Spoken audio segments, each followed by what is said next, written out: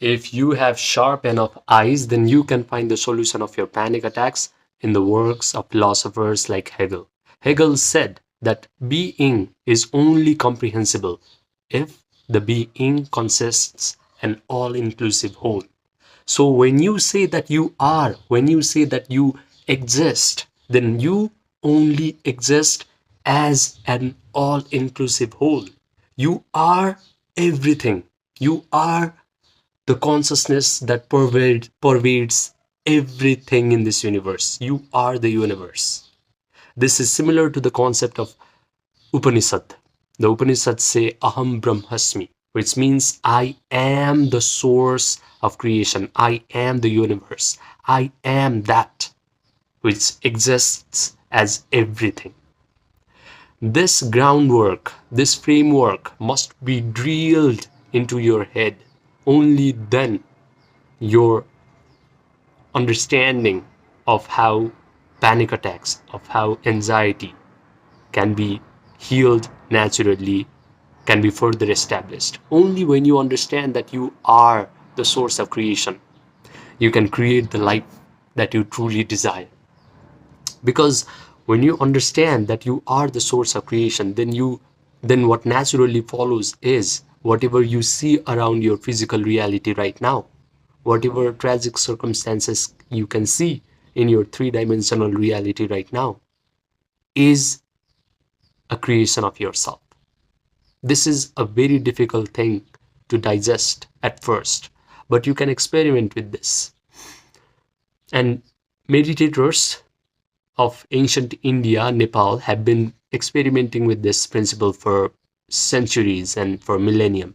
When they understood that their external reality, their physical reality, is a part of their own consciousness, they developed various meditative practices and spiritual practices in order to upgrade their state of consciousness or change their state of mind. I'm using mind and consciousness as synonyms here. They could see that their physical reality changes just like that. And that's a good enough proof that, oh, when you change your state of mind, if your physical reality changes without you having to dip your hand in your physical reality, it just changes automatically, then it's a proof that your physical reality is in fact a projection of your own mind.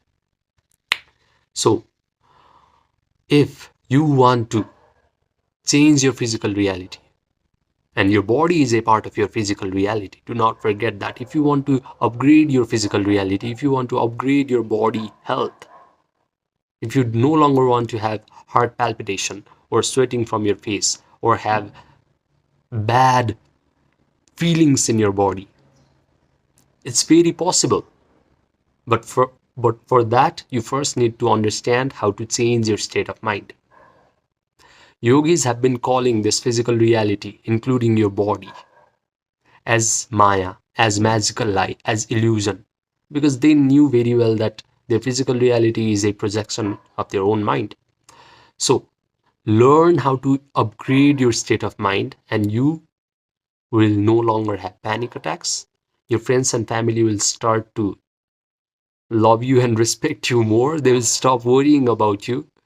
Your ex-girlfriend, your ex-boyfriend, your competitors will look at you and just be jealous about how good you are doing in your life. And you no longer have to spend countless amount of time and dollars on therapy sessions or buying anxiety pills. So, learn how to upgrade the state of mind in 3 simple steps. It's a 3 simple step that I learned by studying yoga, tantra, spiritual practices of East and West, and learning various types of meditation through people like Osho, Neville Goddard, Joe Dispenza, and so many other mystics. Now, the first step of changing your state of mind so that you can change your physical reality, including your body's health, including your mental health, because your mind influences your body.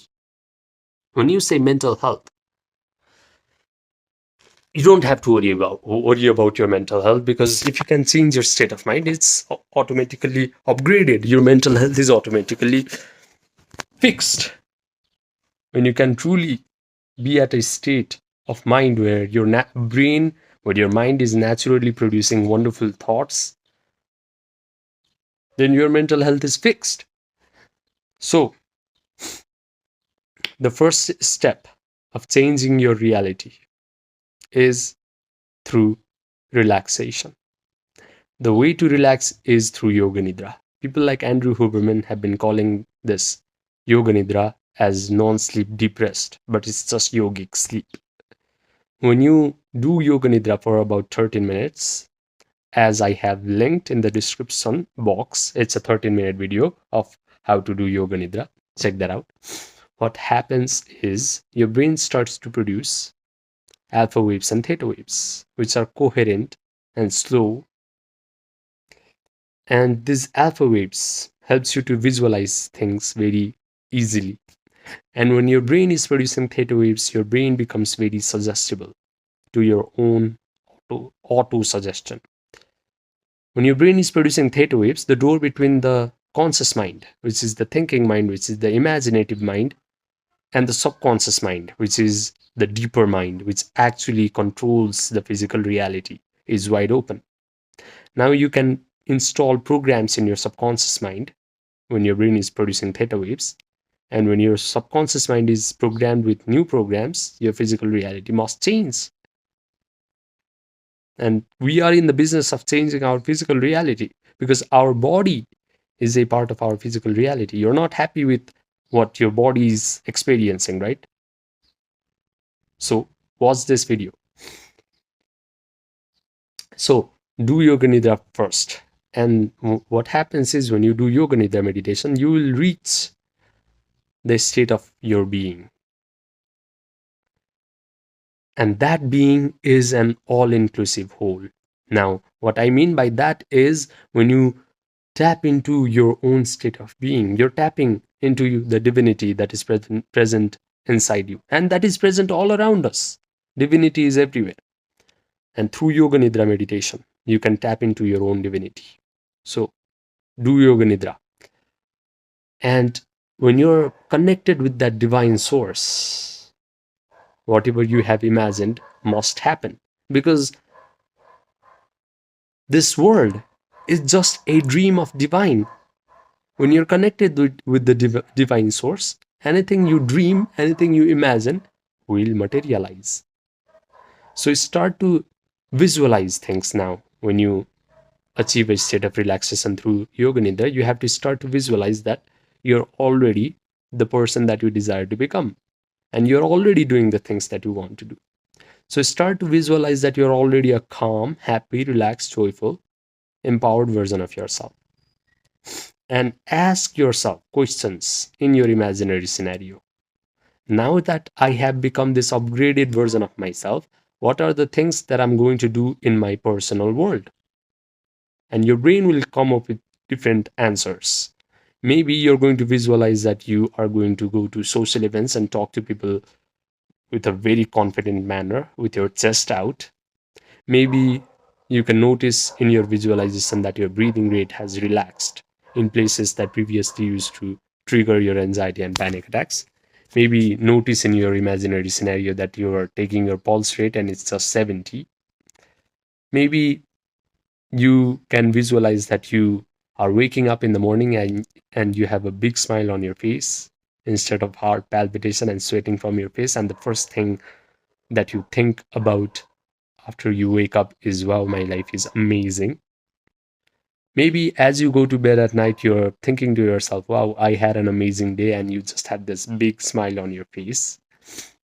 So what I mean is when you visualize, you have to visualize in a way that communicates to your subconscious mind that you're living a totally different life, where you no longer have problems of panic attacks and anxiety, where life is wonderful for you, where you're already an amazing version of yourself. And Neville Goddard said imagination creates reality, but weak imagination cannot create reality. So provide all the sensory vividness to your imaginary scenario to make it really, really strong. The things that you can see after you have become this upgraded version of yourself. things that you can hear, smell, taste, feel. So if you're right now not able to date people, or if you're avoiding stimulating agents like coffee, imagine you're indulging with these kinds of things in your imagination. Maybe you can visualize that you're with a beautiful romantic partner and you're touching their hair, you're kissing them, you're smelling their perfume. You're hearing your romantic partner say to you, wow, you are an amazing person. You are so peaceful and so powerful as a human being. Maybe you can say to your friends and family, guys, you do not have to worry about me anymore. I'm completely fine. I'm completely okay. Maybe you can hear your friends and family compliment you on your imaginary scenario. Wow, you have completely changed as a person. You're so relaxed and so peaceful these days. Maybe you can smell the aroma of coffee. You can taste coffee again in your imaginary scenario. Do everything in your imaginary scenario that you currently cannot do because you're inflicted with mental pain. And when you do all of these things in your imaginary scenario and provide all the sensory vividness to it, your brain loses its distinguishing ability to differentiate between what an imagined act is and what an experience that you have in this three-dimensional reality is. So your brain starts to create neural networks that reflect like whatever you have imagined is actually happening to you in real time. Now, the third step is mental rehearsal.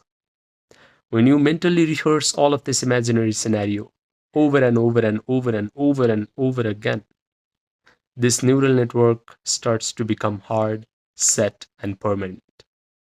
With enough mental rehearsal, this neural network that has become hard and permanent starts to send a rush of chemicals down your body. These chemicals are going to create feelings in your body. And these feelings are going to be equivalent to whatever you have imagined. Your imaginary scenario signified that you are now living a completely amazing life and you no longer have any problems in your life. You're living a life of freedom and you can finally do whatever the hell that you want. So you're going to experience the feelings of an enthusiasm, gratefulness, happiness, joy, empowerment. And when you start to feel all of these elevated emotions of gratitude, joy, empowerment, your healing begins. That is the moment your healing begins. We have this stupid idea that we need to await our healing. We need to await the success from our three-dimensional reality in order to feel these positive emotions of gratitude and joy. But no, when you're creating your life by tapping into your divine source, when you're creating your dream life from your wonderful human imagination, the first thing that you must do is embrace the emotion of your desired future. Embrace the emotion of that imagination. Only then it will materialize into existence. And it must materialize into existence. The only thing that you must get really good at is being able to sustain these elevated emotions of joy, gratitude for an extended period of time. Because the dominant feelings that is impressed in your subconscious mind attract the similar kind of circumstances. Right now, you're surrounded by tragic circumstances because the dominant feeling in your mind, the dominant mental imagery in your mind is bad. Because what you have done is for a very long period of time, you have become really good at practicing the worst case scenarios of your life and embracing the emotion of that worst case scenario. So anxiety has become a second nature to you. I have given you the tools to just change that, to just go into the opposite direction. Visualize the best case scenarios of your life and embrace the emotions of it. And your second nature is going to be that of an empowered person, a grateful person, a joyful person. And these feelings are going to breathe life into your imagined scenario. These feelings are the secret of this whole creation process. So the thing is, do not pay attention to anything in your external reality that puts you at a state of negativity.